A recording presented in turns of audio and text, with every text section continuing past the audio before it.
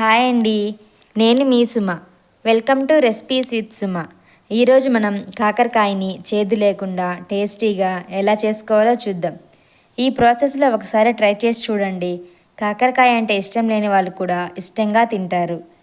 ఈ ప్రాసెస్లో కాకరకాయని చేదు లేకుండా ఈజీగా చేసుకోవచ్చు. ఇంకా లేట్ చేయకుండా రెసిపీ ప్రాసెస్లోకి వెళ్ళిపోదాం. దానికంటే ముందుగా మీరు కానీ మా ఛానల్ని ఫస్ట్ టైం చూస్తుంటే మన ఛానల్ని సబ్స్క్రైబ్ చేసుకోవడం మర్చిపోకండి. అలాగే వీడియోని ఎక్కడ స్కిప్ చేయకుండా చివరి వరకు చూడండి. ముందుగా కాకరకాయలను తీసుకోవాలి. ఈ విధంగా పైన తొక్కు తీసుకుని వీడియోలో చూపించినట్టుగా ఈ సైజులో సన్నగా కట్ చేసుకోవాలి.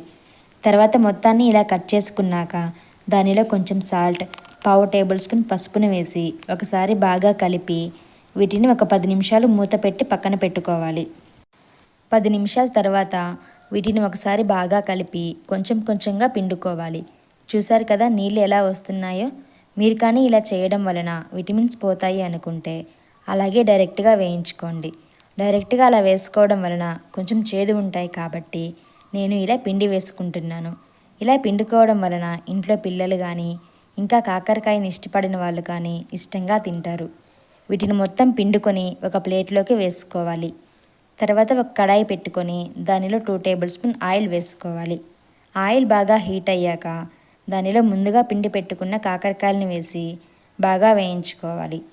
వీటిని మధ్య మధ్యలో కలుపుకుంటూ ఈ విధంగా లైట్ బ్రౌన్ కలర్ వచ్చే వరకు వేయించుకోవాలి. తర్వాత అదే కడాయిలో 2 టేబుల్ స్పూన్ ఆయిల్ వేసుకొని దానిలో పోపు దినుసులు 1 టేబుల్ స్పూన్, ఒక ఎండుమిర్చి, ఒక రెమ్మ కరివేపాకును వేసి 1 నిమిషం పాటు వేయించుకోవాలి. తర్వాత దానిలో ఒక పెద్ద సైజు ఆనియన్ను ఇలా సన్న ముక్కలుగా చేసి వేసుకొని ఫ్రై చేసుకోవాలి. ఈ విధంగా ఆనియన్స్ బాగా ఫ్రై అయ్యాక 1/2 టేబుల్ స్పూన్ అల్లం వెల్లుల్లి పేస్ట్ని వేసి దానిని పచ్చివాసన పోయే వరకు వేయించుకోవాలి. తర్వాత దానిలో ఒక పెద్ద సైజు టమాటాను ఇలా ముక్కలుగా చేసి వేసుకొని ఒకసారి బాగా కలుపుకొని అందులో రుచికి సరిపడా ఉప్పు, 1/2 టేబుల్ స్పూన్ పసుపును వేసి ఒకసారి ఫ్రై చేసుకోవాలి. టమాటాలు ఈ విధంగా బాగా మగ్గాక దానిలో 1 టేబుల్ స్పూన్ కారం వేసుకొని బాగా కలుపుకున్నాక దానిలో ముందుగా ఫ్రై చేసి పెట్టుకున్న కాకరకాయలని వేసుకొని మొత్తంని ఒకసారి కొంచెం సేపు ఫ్రై చేసుకోవాలి.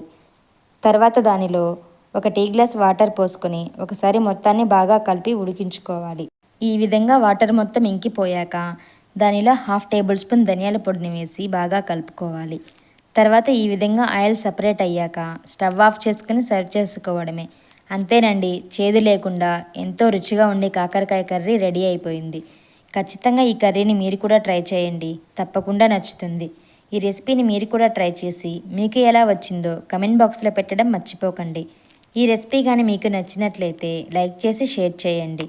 ఇలాంటి మరిన్ని సింపుల్ అండ్ టేస్టీ రెసిపీస్ కోసం మన ఛానల్ని సబ్స్క్రైబ్ చేసుకోవడం మర్చిపోకండి.